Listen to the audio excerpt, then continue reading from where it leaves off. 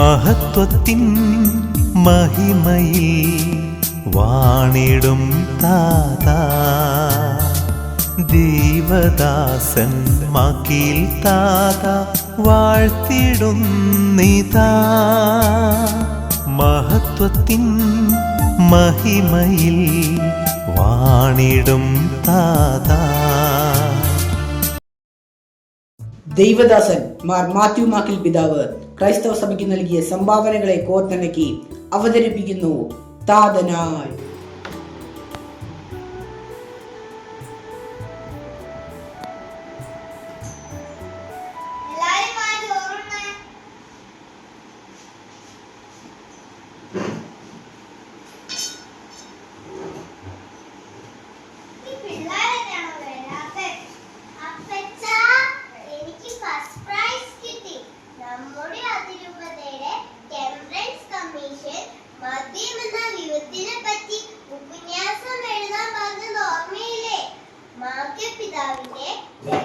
പുസ്തകത്തിലെ 6-ാം അധ്യായത്തിലെ മദ്യം എന്ന വിപത്തിനെ പറ്റിയ കാര്യമാണ് ഞാൻ എഴുതിയത്. എനിക്ക് ഫസ്റ്റ് കിട്ടി. വേദപാഠം ക്ലാസ് കഴിഞ്ഞ ആരാധന ഉണ്ടായിരുന്നു, അതാ ഞങ്ങൾ താമസിച്ചത്. പപ്പ അടുത്ത ആഴ്ച പപ്പയും മമ്മിയും മീറ്റിംഗിന് വരണം, പ്രോഗ്രസ് കാർഡിൽ ഒപ്പിടാൻ. മക്കളെ, നല്ല പ്രായത്തിൽ ഞാനും ഒരു വേദപാഠ അധ്യാപകനായിരുന്നു.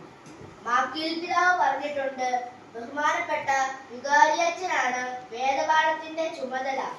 എന്നാൽ അത്മായർ നന്നായി പഠിച്ചൊരുങ്ങി പഠിപ്പിക്കണം.